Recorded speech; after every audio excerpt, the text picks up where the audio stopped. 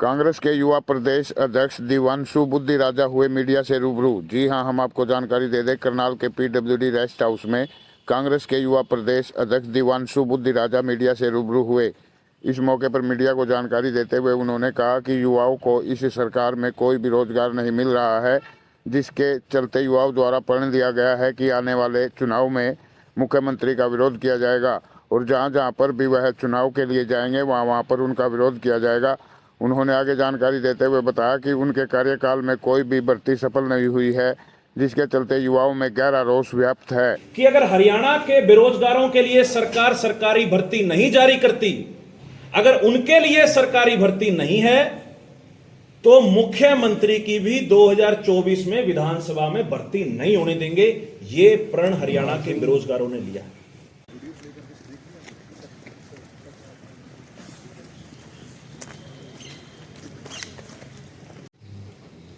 आप सभी पत्रकार साथियों का, बंधुओं का स्वागत है। आज करनाल में हम पहुंचे हैं और हमारे साथ करनाल शहरी जो जिला युवा कांग्रेस के हमारे अध्यक्ष हैं भाई मनिंदर सिंह जी, हमारे साथ प्रदेश में महासचिव हैं सिकंदर संधू जी, प्रदेश में महासचिव सोनिल संधू जी, इंद्री से हमारे साथी हैं विधानसभा अध्यक्ष रोहित चौरान जी, हमारे तमन शर्मा जी, गुरप्रीत जी हमारे आरटीआई के कोऑर्डिनेटर हैं, अंशुल लाठर जी, अंशुल जी, नीरज भूटा जी, सौरभ जी, सभी साथी। आज जिस मुद्दे को लेकर मैं आपके बीच में पहुंचा हूं, आज हरियाणा के अंदर जो हालात माननीय खट्टर साहब ने बना रखे हैं वो किसी से छुपे हुए नहीं हैं। खट्टर साहब एक तरफ तो मीडिया के सामने आके बड़े बड़े दावे करते हैं, बड़ी बड़ी बातें करते हैं, बिना खर्ची बिना पर्ची रोजगार देने की बात करते हैं और मीडिया के माध्यम से एक ऐसा वातावरण बनाने की कोशिश कर रहे हैं जैसे हरियाणा के अंदर रोजगार की झड़ी सरकार ने लगा दी है। लेकिन हकीकत, जमीनी हकीकत क्या है, आज मैं आपके सामने वो बात रखने आया हूं। सबसे पहले मैं आपको एक वीडियो दिखाऊंगा। हरियाणा के इतिहास में जब से हरियाणा बना 1966 से लेकर 2023 आ गया, हरियाणा के इतिहास में कभी ऐसा नहीं हुआ होगा कि हरियाणा के बेरोजगार नौजवानों ने किसी प्रदेश के मुख्यमंत्री के खिलाफ ऐसी शपथ ली। 2 दिन से यह वीडियो बहुत वायरल हो रहा है। हरियाणा के बेरोजगार जो लगातार सरकार से 60,000 सरकारी भर्तियां पूरी करने की मांग रख रहे थे, जिन्होंने भाजपा जजपा के प्रत्येक विधायक के पास जाकर 22 के 22 जिले के डीसीज के पास जाकर ज्ञापन के माध्यम से अपनी मांग रखी, मुख्यमंत्री के ओएसडी से मिले, हरियाणा स्टाफ सिलेक्शन कमीशन के चेयरमैन भोपाल सिंह खत्री से मिले, लेकिन उनकी कहीं सुनवाई नहीं हुई। हताश होकर, निराश होकर उन लोगों ने हरियाणा की विधानसभा घेराव का फैसला किया। 15 तारीख को जब वो लोग पंचकुला के सेक्टर 5 धरना ग्राउंड में इकट्ठे हुए तो उन लोगों ने एक शपथ ली। वो शपथ की वीडियो मैं मीडिया के माध्यम से करनाल के और हरियाणा के लोगों के सामने रखना चाहूंगा। ये हरियाणा के नौजवान हैं, बेरोजगार नौजवान, जिन्होंने शपथ लिया। आप सुनिए कि इनकी शपथ में ये लोग क्या कह रहे हैं। पिछले 5 सालों में भर्तियां नाम निकालकर पेपर लीक करवाकर और भर्तियां कोर्ट में लटकवाकर हम नौजवानों को बेरोजगार करने का काम किया है। इसलिए हम हरियाणा के सारे बेरोजगार ये प्रण लेते हैं, ये संकल्प लेते हैं, जैसे खट्टर साहब ने हम नौजवानों को घर बैठाने का काम किया है। उसी प्रकार 2024 में हम भी खट्टर जी को घर पर लिटना बैठाएंगे।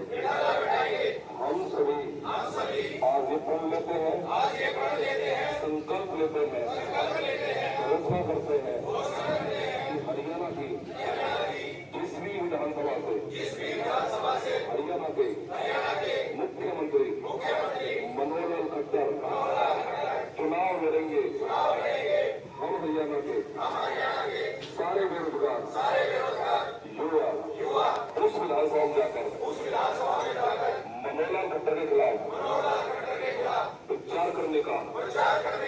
और उनकी छुट्टी कर घर भेजने का काम करेंगे।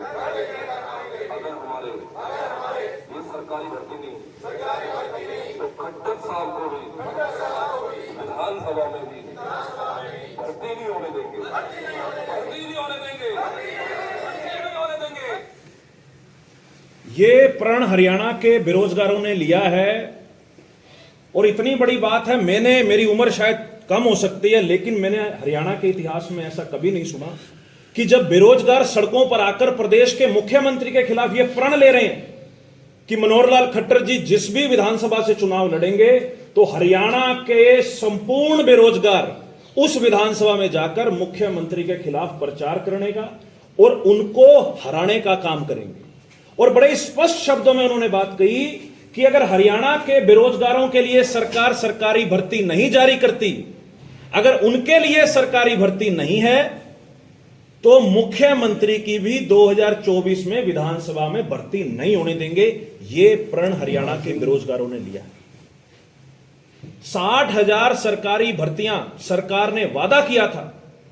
भोपाल सिंह खत्री ने भी और मुख्यमंत्री ने बाकायदा मीडिया के माध्यम से यह बात कही कि सीईटी के माध्यम से ग्रुप सी और ग्रुप डी की 32,000 भर्तियां और ग्रुप डी की 13,500 भर्तियां और उसके अलावा टीजीटी टीचर्स की 7471 भर्तियां और उसके अलावा आईटीआई इंस्ट्रक्टर्स की भर्तियां, उसके अलावा female male Haryana police constable की भर्तियां, ये मिलाकर 60,000 सरकारी भर्तियों का संकल्प मुख्यमंत्री जी ने लिया था कि हम 2023 के अंदर यह संकल्प पूरा करेंगे।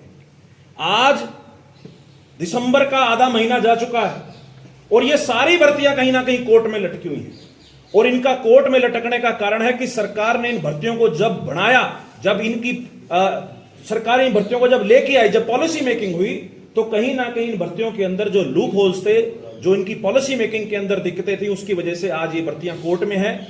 और जब भी इन भर्तियों का नंबर आता है कोर्ट के अंदर तो सरकार की तरफ से जो वकील अपीयर होते हैं वहां इन भर्तियों के ऊपर जवाब देने की बजाय सरकार यह कहकर अपना पल्ला झाड़ लेती है कि अभी हमारा होमवर्क कंप्लीट नहीं हुआ इसलिए हमें आगे की तारीख दे दी जाए। तो आज ये हालात सरकारी भर्तियों के हैं और एक कागज, एक हरियाणा सरकार का अजीबोगरीब नमूना मैं आपके समक्ष पेश करना चाहूंगा। हरियाणा सरकार एक हरियाणा कौशल रोजगार निगम लिमिटेड HKRNL की पॉलिसी सरकार 2022 में हरियाणा के अंदर लेके आई। मनोहर लाल खट्टर जी ने आकर कहा कि HKRN के माध्यम से हम विभिन्न बोर्ड्स के अंदर, कॉरपोरेशंस के अंदर, सरकारी दफ्तरों के अंदर कॉन्ट्रेक्चुअल नौकरियां हरियाणा के नौजवानों को देंगे। एक तरफ तो आप क्रोनोलॉजी समझिए इसकी, एक तरफ तो सरकार सरकारी भर्तियों को कोर्ट में लटकवाती है और कई भर्तियां ऐसी हैं जिनकी 8-8 साल से भर्ती नहीं निकाली, पोस्ट ऐसी हैं, और दूसरी तरफ सरकार HKRNL के माध्यम से नौजवानों को कॉन्ट्रैक्चुअल रोजगार दे रही है। लेकिन HKRNL का कल एक जो एडवर्टाइजमेंट निकाला, शायद आपको भी अपनी आंखों पर विश्वास नहीं होगा क्योंकि मैंने भी जब यह एडवर्टाइजमेंट पढ़ा तो मुझे भी यकीन नहीं हुआ। हरियाणा सरकार यह दावा करती है कि HKRN के माध्यम से हरियाणा सरकार इजराइल के अंदर, हरियाणा के किसी जिले के अंदर नहीं, आप इजराइल का मतलब पलवल मत समझिएगा, इजराइल देश के अंदर हरियाणा सरकार कंस्ट्रक्शन वर्करों की 10,000 वैकेंसीज की एडवर्टाइजमेंट निकाल रही है। दुबई के अंदर 50 सिक्योरिटी बाउंसर्स की वैकेंसी हरियाणा सरकार निकाल रही है।